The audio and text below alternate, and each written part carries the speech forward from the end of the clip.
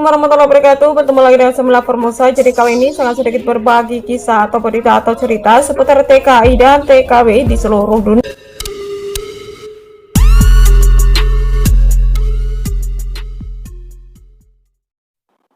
Innalillahi wa inna ilaihi raji'un. Kabar duka dari pahlawan devisa kita, yaitu TKW Taiwan almarhumah Mbak Komariah asal desa Sliek, Indramayu. Almarhumah ditemukan meninggal dunia pada jam 4 sore dengan badan penuh luka di Kebun Tomat Nantau. Berikut kronologinya.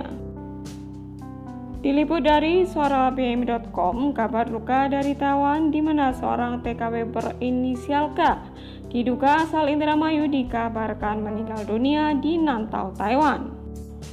Identitas korban masih belum dipublikasikan karena jenazahnya masih akan dilakukan autopsi dan juga untuk memastikan penyebab kematiannya dan memastikan identitasnya. Korban ditemukan di dalam sebuah kebun tomat dalam kondisi tidak bernyawa dengan badan penuh luka. Kejadian ini terjadi kemarin pada jam 4 sore. Pelaku diduga rekan kerjanya TKI asal Bengkulu dengan FB Bang Billy umur 28 tahun. Dan saat ini Bang Billy sedang melarikan diri di kawasan hutan. Saat ini polisi sedang menyusuri hutan di kawasan Nantau untuk mencari pelaku. Pelaku diminta keluar dari persembunyiannya sekarang untuk mempertanggungjawabkan perbuatannya. Karena dengan kejadian ini PMI swasta di Nantau tidak akan bisa bekerja dengan tenang karena kepolisian sedang menyusuri tempat tersebut.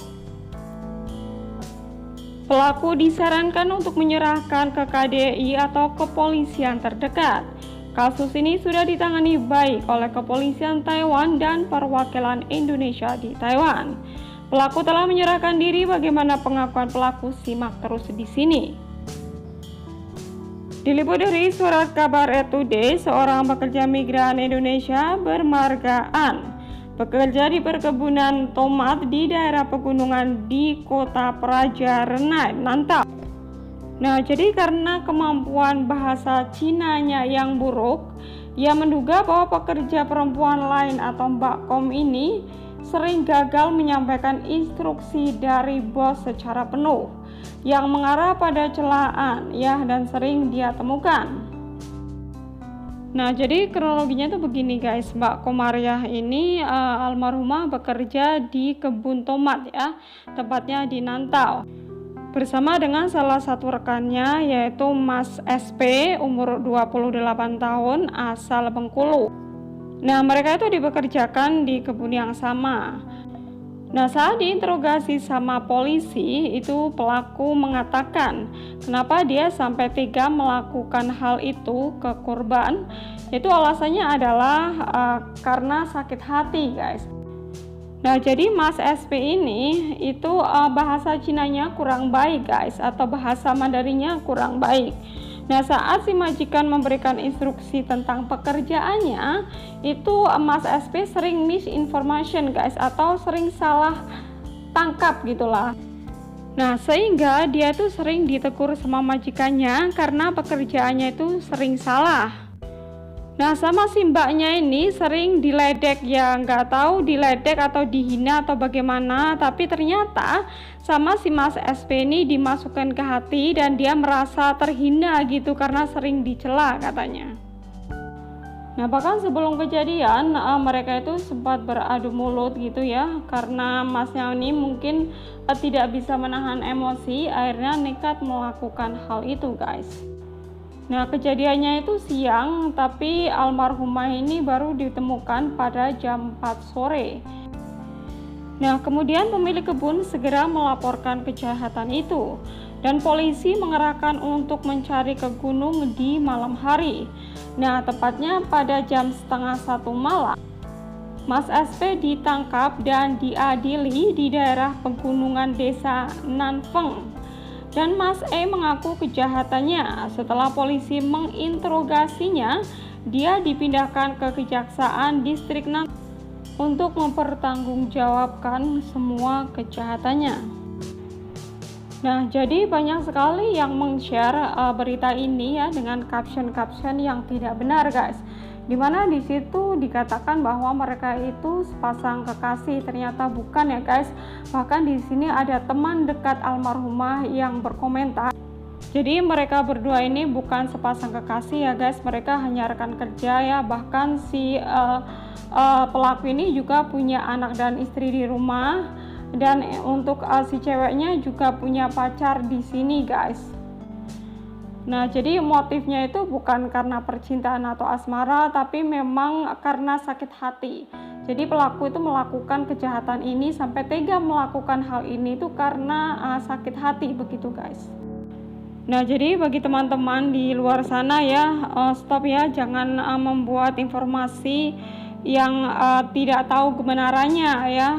Jadi mereka ini sudah pasti bukan sepasang kekasih.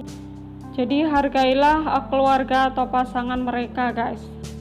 Apalagi saya tadi melihat banyak sekali komentar-komentar negatif ya tentang almarhumah dan pelaku, padahal mereka itu belum tahu kebenarannya, bahkan belum tahu motif atas kejadian ini. Jadi sangat miris sekali ya. Kita juga harus menghargai mereka atau keluarga mereka, guys. Jangan membuat statement sendiri tanpa kita tahu kebenarannya, langsung membuat video atau berita yang tidak valid gitu.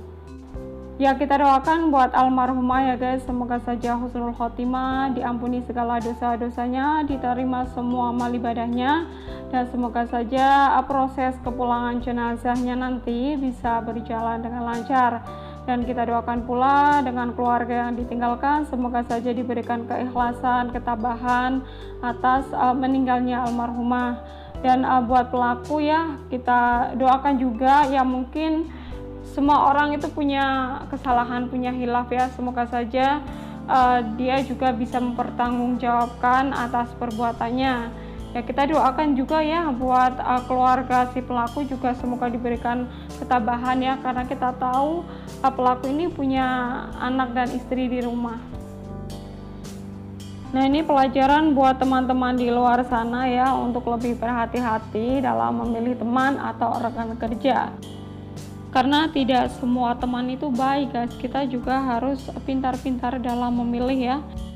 Dan kita juga harus jaga lisan ya, guys, karena kadang kita itu hanya bermaksud untuk bercanda gitu, tapi orang lain itu nangkepnya berbeda, mereka menganggapnya serius gitu. Bahkan percandaan kita itu kadang mereka menganggap sebuah hinaan.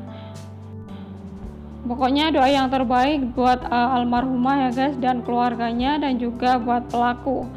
Ya, saya doakan buat teman-teman di luar sana ya, di semua TKI atau TKW dimanapun berada, semoga saja selalu dalam lindungan Allah Subhanahu Wa Taala, diberikan panjang umur, kesehatan, rizki yang halal, rizki yang berkah, dan semoga saja diberikan kelancaran dalam mencari rizki, dan semoga saja kita diberikan kesuksesan dan dapat pulang dengan selamat sampai ke rumah dan berkumpul kembali dengan keluarga tercinta. Amin amin ya rabbal alamin. Nah, sekiranya itu tadi yang bisa saya sampaikan. Terima kasih. Wassalamualaikum warahmatullahi wabarakatuh.